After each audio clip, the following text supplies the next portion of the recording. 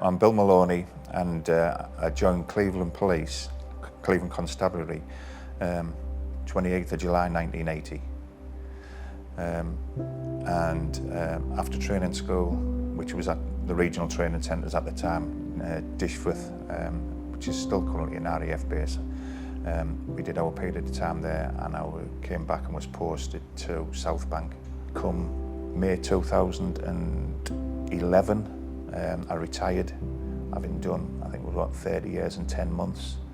And fortunately for me, I was away for 4 months, getting under the wife's feet, who told me to go out and get a job. And 4 months later, I rejoined Cleveland Police in October 2011 and became an operational planner and safety officer within the planning unit, as it is now part of the Cleveland Emergency Planning Unit. You look at some of the ceremonial duties you might see at officers attending in say, London, you know, on the Queen's funeral or the King's coronation, where you're seeing them in tunics. That was our day-to-day wear at the time.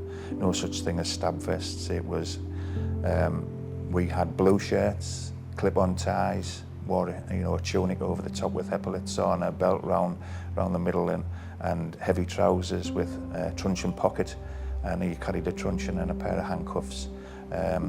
And that was the extent of your personal protective equipment, and that's what you wore. If the weather was inclement, you had a raincoat, a long raincoat. Some of the officers still, at that time, obviously with any servicing, had capes. Going back, and they'd obviously been, some of them joined in maybe the 60s, or certainly the 70s, they had those. And so things evolved in terms of uniform and equipment.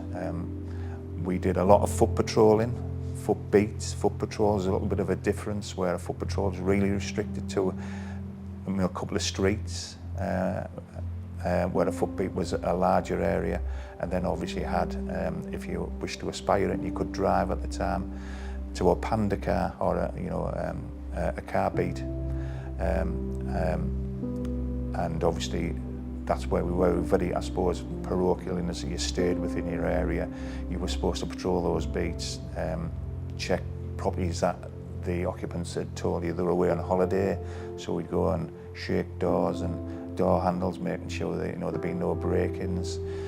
We'd attend like all fires with the fire brigade, every accident that was on the road. The term now, collisions, but we had road traffic accidents, and we'd have to go and mark up the cars, measure the roads, do a plan, then interview people for everybody for due care and attention and so on. And then obviously things developed, the uniform changed. Within the stations we all had panda controllers, so virtually each station had somebody who directed the units. So South Bank had one, Redcar had one, North Ormsby, so there'll be 1 or 2 people in there. Sometimes a member of support staff, but usually coupled with a police officer.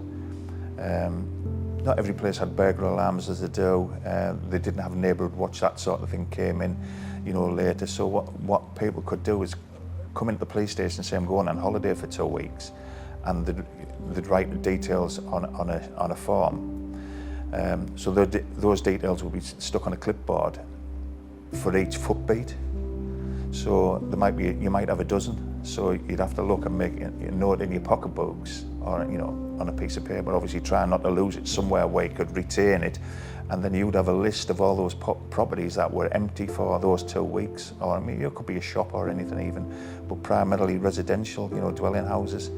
And they were usually done on a night shift, because obviously you didn't want to raise the profile that this is empty, look at me, I'm a police officer going around the back to check the back windows and so on. So that's what you did. And with the advent of obviously probably a little bit busier, and the force, hierarchy again deciding this is probably something that maybe we shouldn't be doing, because we're drawing attention to properties by our presence there.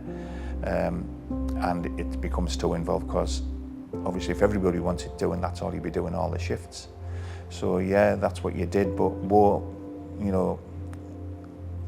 betide you if you missed something, because again, the supervision I think, as you've alluded to, we used to get checked on footbeat by our supervisors. It harps back to, I suppose, pre-radio days where PCs had to go to police boxes and do a point. They'd have to call or be waiting for the phone to ring, and they'd answer, say, yes, I've achieved this point on my beat. And it was a welfare check, plus to make sure that they weren't skiving off. We used to write everything down, and now, you know, with the advent of the technology, the way cybercrime and so on works, I still think that might improve or make the job harder, but at the end of the day, there'll still be somebody who needs to knock on a door, probably deliver that message, check on somebody's welfare and so on. And I would say, if you want to do it, do it. It isn't the easiest of jobs. There's some funny things, some nice things, but obviously on the converse side, there's some bad things, there's some long hours, there's some distressing things. You've got to realise what you're walking into. But I've always been a philosophy when people say of my age or others, or, you know, it wasn't as good as when I was, you know, today's your day, you know, tomorrow, you know, I'm gone. It's your day, and the person who joins the day after you, they're different to you, even because you've got 1 year's less service or more service. It's your time, you make the most of it. If you want to progress up the ranks, well, the opportunities are there, providing you work hard. If you want to stay on the grassroots and be a police constable all your service, so be it, and opportunities there for you as well. It seemed interesting, and what I did with, I was an instrument artificer by trade, so you know, I'd served an apprenticeship, and I just thought, not for me. It was